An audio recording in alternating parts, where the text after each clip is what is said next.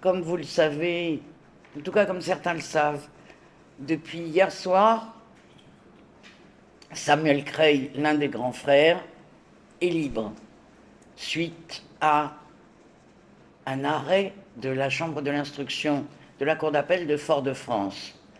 Samuel Crey, je vous le rappelle, a été mis en détention provisoire le 21 janvier 2022 à la suite d'informations, d'écoutes téléphoniques et d'un certain nombre d'éléments qui faisaient croire, en tout cas qui ont fait croire à ceux qui l'ont accusé, qu'il était l'une des têtes pensantes des événements de novembre. Samuel Crey a toujours clamé son innocence et je vous rappelle qu'il a fait 42 jours de grève de la faim, ce qui fait que, comme vous le voyez aujourd'hui, il a perdu 25 kilos. Ces 42 jours de grève de la faim, c'était pour dire et clamer à la face du monde qu'il n'était pas impliqué dans ce dossier et qu'on essayait de l'y impliquer alors qu'il n'y avait pas d'éléments probants, puisque de toute façon, il travaillait et qu'on peut le prouver. Donc ça, c'est très important. On avait fait, il y a quelques jours, donc une demande de mise en liberté qui a été rejetée. Et vous connaissez le processus. La demande est rejetée. Ça part devant un juge de la liberté et de la détention, lequel a rejeté également, laquelle, puisque c'était une femme, a rejeté également. Et dans ces conditions, nous avons fait appel. Et l'appel se passe donc devant la chambre de l'instruction. Je vous rappelle que si c'est à Fort-de-France, c'est que depuis le 8 mars, le dossier est passé de la Guadeloupe à la Martinique dans le cadre de la juridiction spécialisée du GIRS.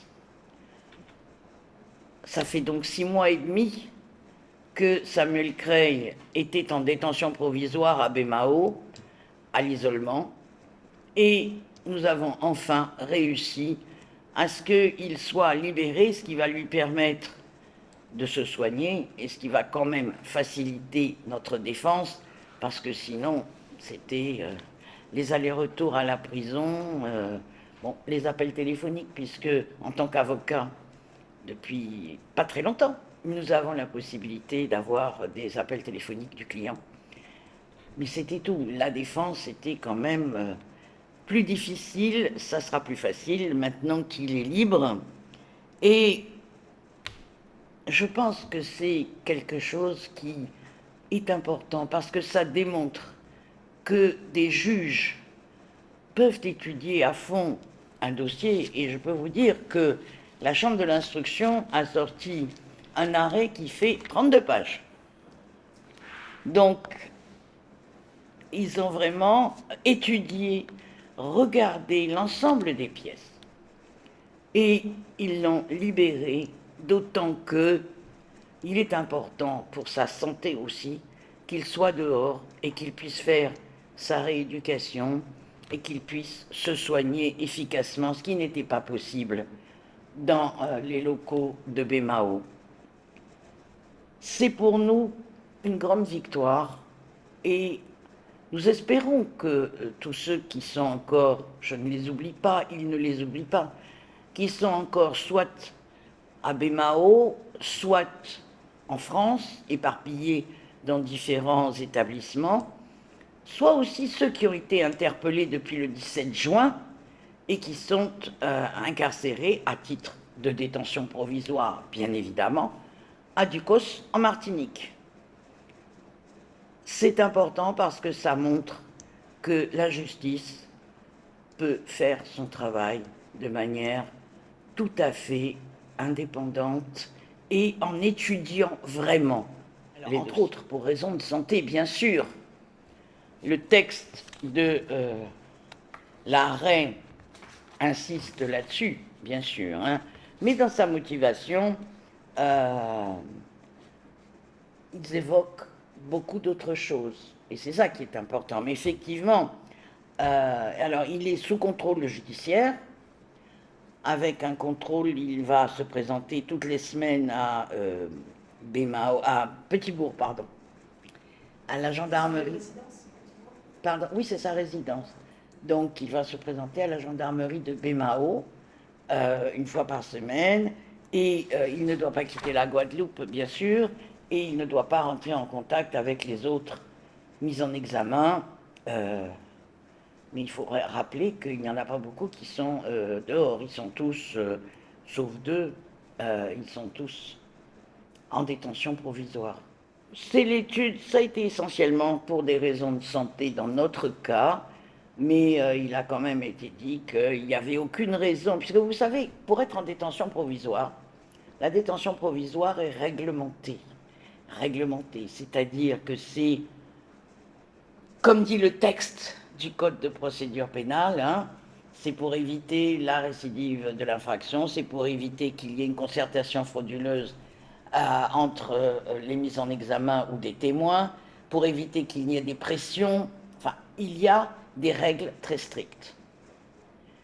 Mais la détention provisoire, aussi, on ne met en détention provisoire que s'il n'y a pas d'autres moyens, parce que la règle du Code de procédure pénale, c'est la liberté. La détention, c'est l'exception.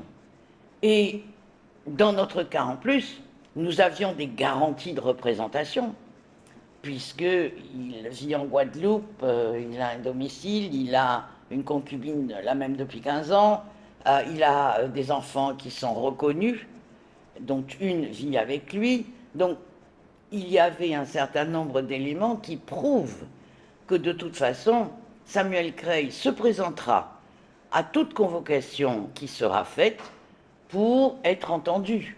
Alors, il est reproché, comme ça a été repris dans l'arrêt de la Chambre de l'instruction. Donc je vais vous lire simplement ce qui a été repris dans la Chambre de l'instruction, à savoir la destruction en bande organisée du bien d'autrui par un moyen dangereux pour les personnes, la participation à une association de malfaiteurs en vue de la préparation d'un crime, la participation à une association de malfaiteurs en vue de la préparation d'un délit puni d'au moins 5 ans d'emprisonnement. Ça, c'est ce qui a été retenu, parce que les autres motifs qui découlent tous de ça, hein, a priori, ça fait plus d'une demi-page, donc je ne vais pas vous les lire. Je vous lis le résumé qui a été choisi par la Chambre de l'instruction. Et de toute façon, ce qui est clairement dit par Samuel Creil, c'est qu'il n'a pas participé à l'ensemble de ces éléments qui sont mis en avant, et on le prouvera au fil de l'instruction, parce que l'instruction n'est pas terminée aujourd'hui.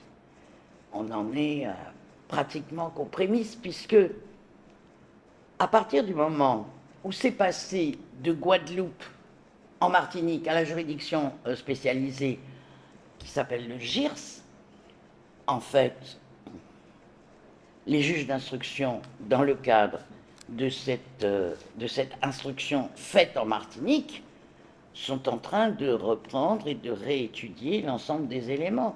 Nous avons déjà eu une première audition avec le juge d'instruction martiniquais, et je pense que ce n'est pas fini, puisqu'il a été clairement dit qu'il y aurait d'autres auditions auxquelles nous nous présenterons sans difficulté. L'état de santé véritable de Samuel Creil, ce n'est pas une exagération de notre part, hein. Il avait antérieurement, certes, des problèmes cardiaques et des problèmes de dos et de hanches. C'était antérieur. Simplement, il est évident, médicalement parlant, hein, que quand vous restez 42 jours en grève de la faim, ça va avoir un impact, ça va aggraver ce que vous avez, ça peut déclencher d'autres perturbations, on va dire, qui, elles, peuvent être très dangereuses parce qu'elles vont affaiblir les muscles et les os du corps humain. Donc aujourd'hui, il est important pour Samuel Creil d'abord de faire un certain nombre d'imageries médicales qui avaient été ordonnées mais qui n'ont jamais pu être faites pendant qu'il était à Bémao. et ensuite de voir différents médecins qui vont lui prescrire, on le sait déjà, hein, une rééducation, une alimentation probablement bien surchargée en éléments pour qu'il reprenne. Vous le voyez, il a perdu 25 kilos. Alors de temps en temps, en riant, il dit bah, c'est bien, moi j'arrivais pas à maigrir, ben voilà. Mais c'est en riant et en riant jaune, parce que ça a été une période très difficile pour lui.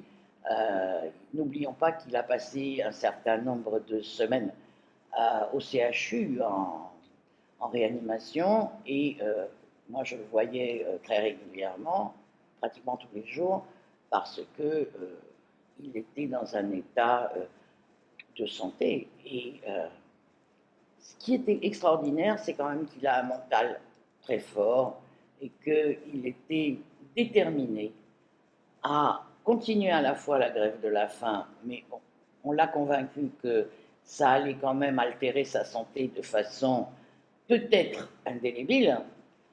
Mais quand je dis qu'il a un mental, c'est-à-dire qu'il a un mental pour se battre.